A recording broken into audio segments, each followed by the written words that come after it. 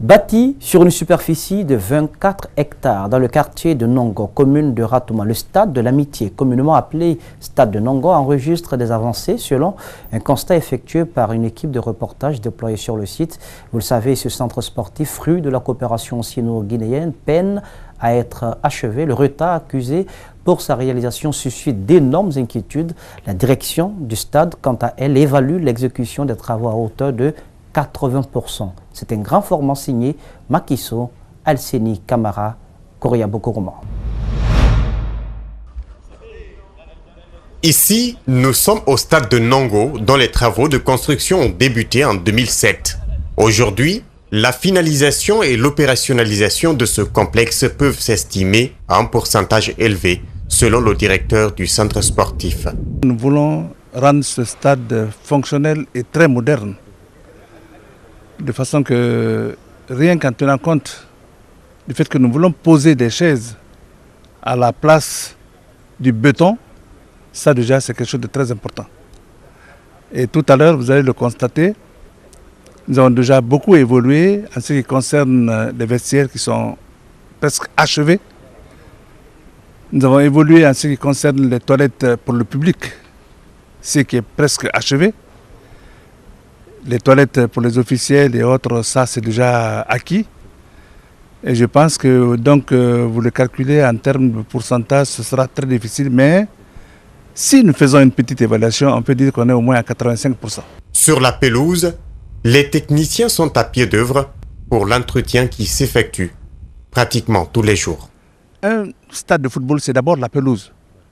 Et cette pelouse que vous voyez, il y a un entretien rigoureux dessus. Nous veillons dessus. Et je pense que si, de ce côté-là, les jeunes peuvent jouer dessus, ça c'est déjà un acquis. Actuellement, ça fait plus de 10 jours que le Orea vient s'entraîner ici. Nous sommes en train de tester la pelouse pour voir ce que ça peut donner. Le stade de Nongo est un complexe multidisciplinaire qui reçoit des compétitions de haut niveau, a indiqué notre guide. C'est un stade de 24 hectares. Je pense qu'avec 50 places, c'est bon pour les Guinéens. Parce que le stade du 28 septembre, je pense que c'est un stade d'à peu près 15 à 20 000 places.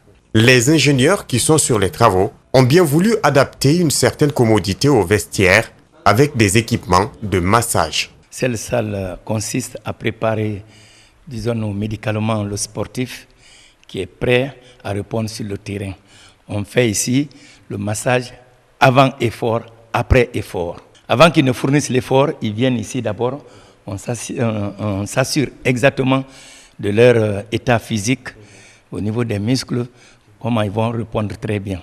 L'infrastructure regorge en son sein une salle où se pratiquent quasiment tous les sports. Des jeunes étudiants, filles comme garçons, viennent ici pour des séances d'entraînement. C'est une salle pour permettre à des personnes de tout âge de venir y faire de la musculation. Que ce soit des femmes, que ce soit des filles, que ce soit des hommes, à tout âge. Vous voyez le nombre d'appareils qu'il y a ici. Il y a des appareils qui permettent de courir un peu sans être en dehors de la salle. Il y a des vélos. Il y a tout type d'appareils dans cette salle qui permet aux gens de venir s'y entraîner. Et comme vous le voyez, les sportifs aussi, quand c'est le moment pour les sportifs, en ce moment, eux, ils viennent et ils font des entraînements spécifiques qui concernent les sportifs, tels que les footballeurs.